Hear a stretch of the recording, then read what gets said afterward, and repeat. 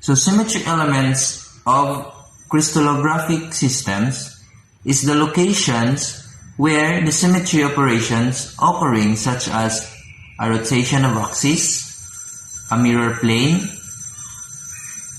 an inversion center, or a translation vector are described as symmetry elements. So there are 7 primitive crystal systems. The first one is the isometric or the cube. So this is what it looks like. Isometric or cube has all 3 axes that are equal in length and all are perpendicular to one another. The next one was the tetragonal. 2 of the 3 axes are equal in length and all 3 axes are perpendicular to one another. So the tetragonal look like this. So the next one is orthorhombic. An orthorhombic has all 3 axes that are unequal in length and all axes are perpendicular to one another. So this is orthorhombic looks like. The next one is the hexagonal. As we all see, the hexagonal is different from the first 3 primitive crystal systems. So it has 4 axes.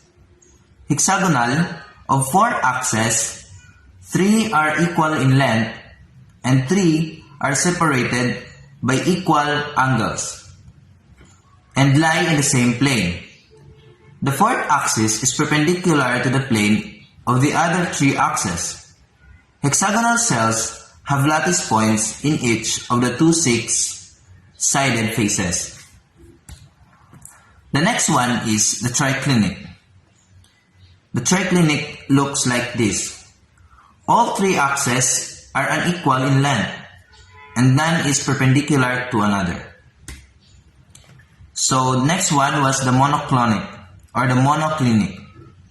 The monoclinic looks like this. All 3 axes are unequal in length and 2 axes are perpendicular to another.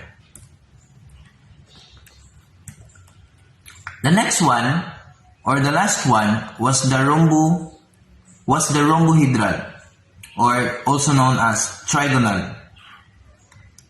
This is what trigonal looks like.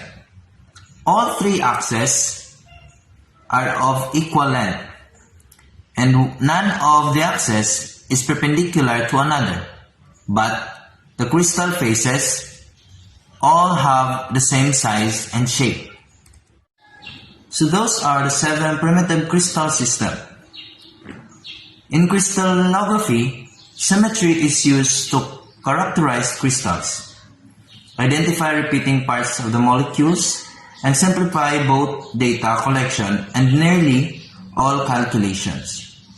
Also, the symmetry of physical properties of a crystal such as thermal conductivity and optical activity must include the symmetry of the crystal. So that ends my topic. The next topic was physical properties of minerals that would be given to us by Jovillian Pagliarco.